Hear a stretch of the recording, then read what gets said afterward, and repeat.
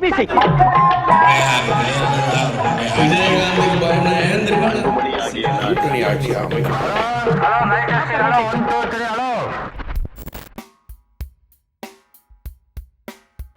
மது விலக்கு வந்தால் ரொம்ப சந்தோஷமான விஷயந்தான். ஏன்னா நிறைய ஸ்டேட்டில் பீகார், குஜராத் இந்த மாதிரி இடத்துல இருக்குது. ஆனால் யார் கொண்டு வர போகிறாங்கன்றது தான் ஒரே இவங்களுக்குள்ளே போட்டி போட்டுக்கிறாங்க. மது விலக்கு பண்ணால் நல்லா தான் இருக்கும். இளைஞர்கள்லாம் நல்லா இருப்பாங்க, நாடு நல்லா இருக்கும், ஒரு வீட்லேயும் சண்டை இருக்காது. மது விலக்கா எவ்வளோ குடும்பம் ஆயிடுது, எங்கள் குடும்பம் ஆயிடுது.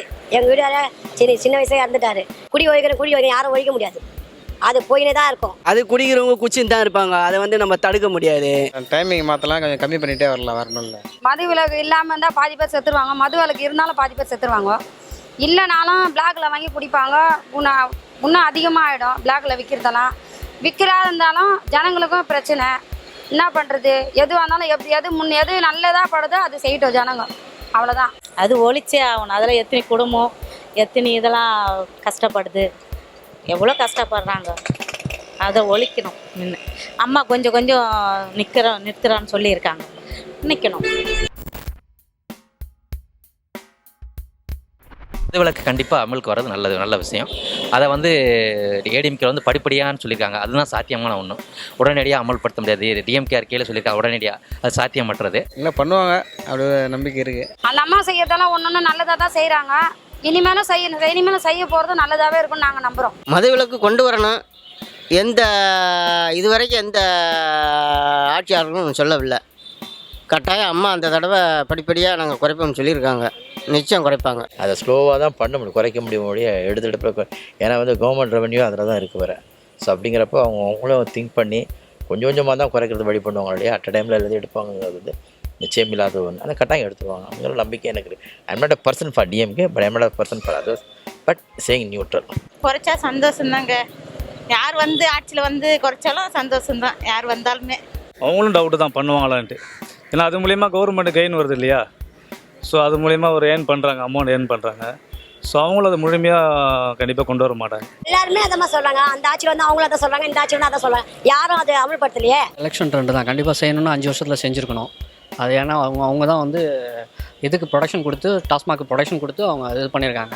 ஸோ அது முன்னாடியே செஞ்சுருந்தா இப்போ அது யூஸ் ஆகிருக்கும். ஸோ லேட்டு தான் நினைக்கிறேன். இது சொல்லியிருக்காங்க, பட் அவங்க பண்ணுறதா இருந்தால் இவ்வளோ ப்ராப்ளம் ஸ்ட்ரகிள்ஸ்லாம் பண்ணாங்க, அப்போவே பண்ணியிருக்கலாம். எத்தனை வருஷத்தில் எத்தனை சசி பெருமாள்லேருந்து எத்தனை பேர் உயிரை விட்டுருக்காங்க, என்னென்னமோ பண்ணாங்க.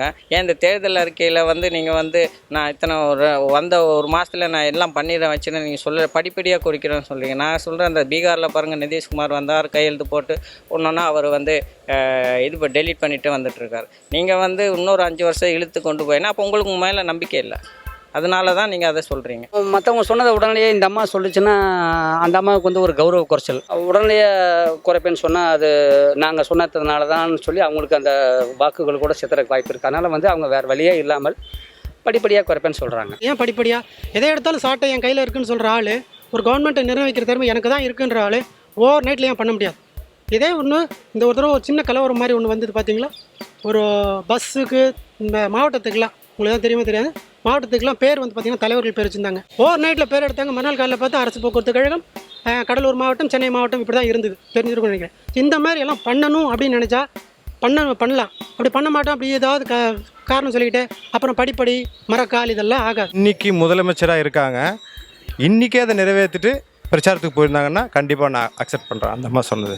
பட் இன்றைக்கி மது வச்சுக்கிட்டு நான் இனிமேல் அடுத்த ஆட்சிக்கு வந்தால் தான் நான் மதுவில் கொண்டு வருவேன்னா, இதை விட ஒரு மக்களை பிளாக்மெயில் பண்ணுற மாதிரி வேறு எதுவுமே கிடையாது. இந்த விழாவிற்கு சிறப்புத்தமைக்காக உங்கள் அனைவருக்கும் பேட்டைக்காரன் பார்ட்டி சார்பாக எங்களுடைய நெஞ்சார்ந்த நன்றிகளை தெரிவித்துக் கொள்கிறோம்.